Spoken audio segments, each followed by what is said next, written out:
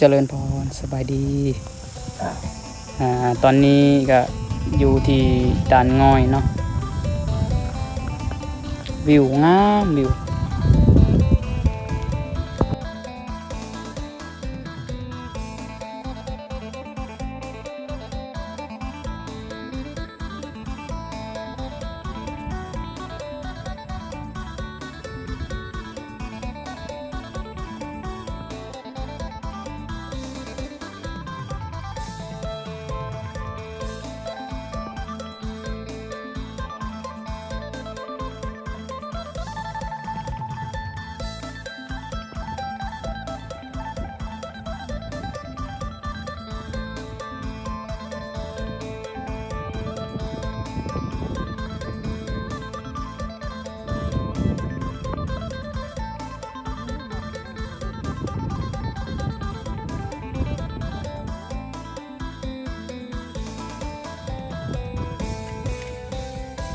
ด่านง่อยด่านง่อย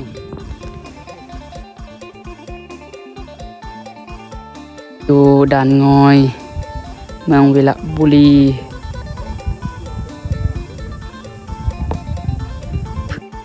หมดนี่ป้าโคตรเมื่อยเลยทุกคนเลย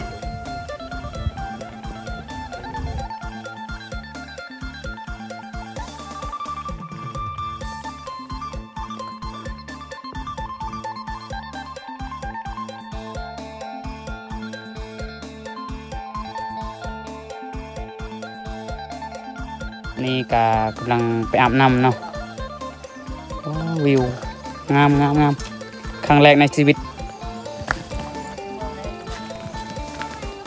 งามงามทุกคนงามงาม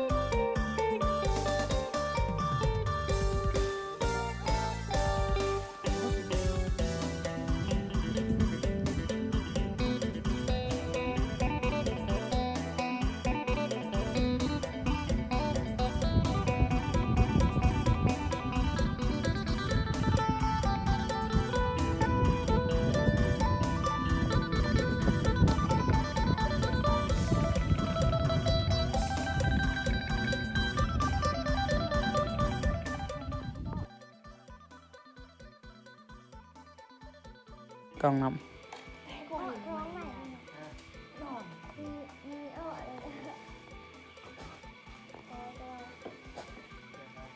เบา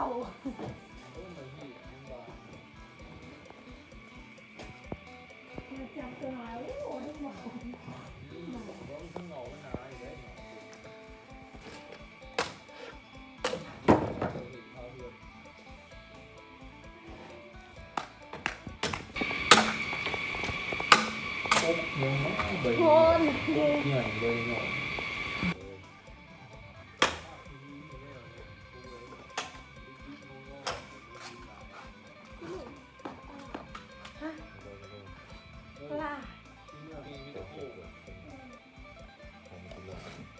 ดงละมุยจับจังร้านเราไปเที่ยว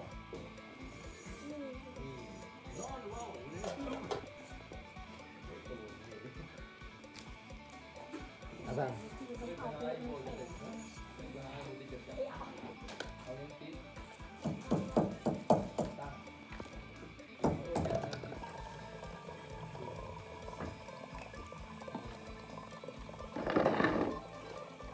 เบ็ดคันเงาๆนะคือเบ็ดเนี่ยนี่แหละไปเห็นเนาะ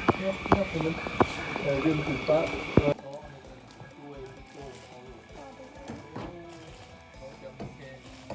สมไฟเป็นแน่นั้นบนออกบนเงือบแล้วมันแค่ห่วยนะเงือบไม่เงาไฟเงายังแบบนี่เงือบไม่เงาไฟเขายิ่งหูออกไปก็ไม่ดีเลยเพราะเป็นเงี้ยเดี๋ยวมันจะเต้นออกมาหลุด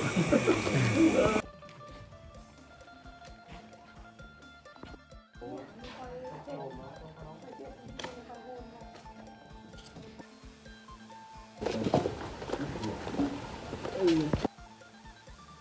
งประธานเดี๋ยวครับเพื่อน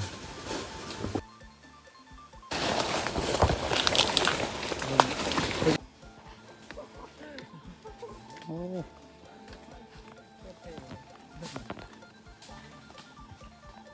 ลงเหวลงเหว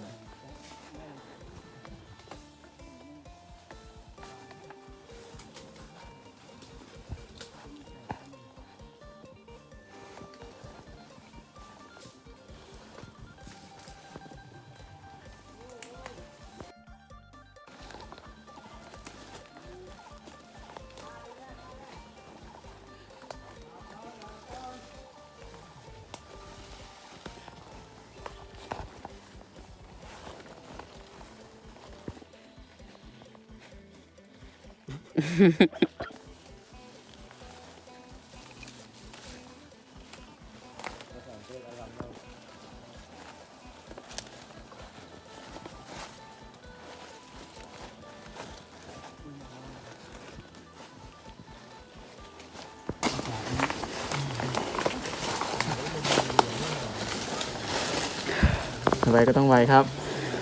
โอ้ไวก็ต้องไวครับ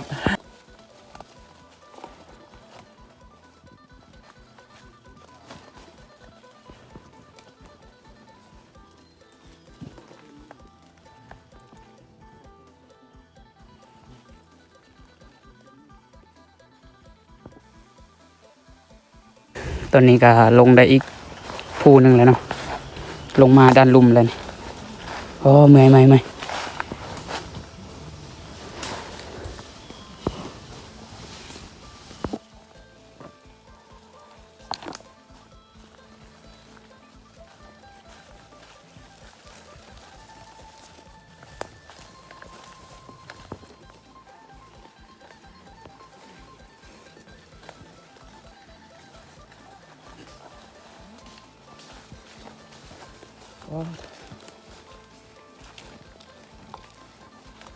ยังสิมี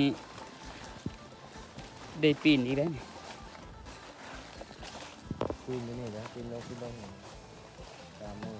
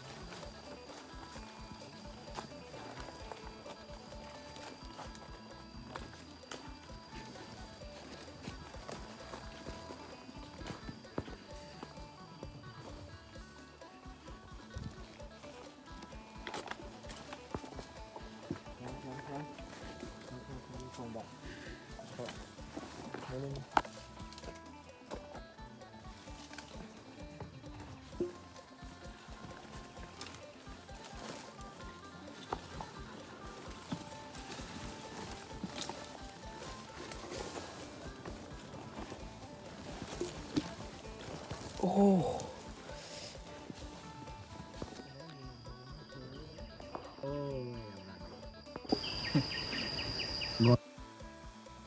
ยันหัวมันเขามันจะกินแห้งยันเขาเลยดิ ปุ้มยังโอ้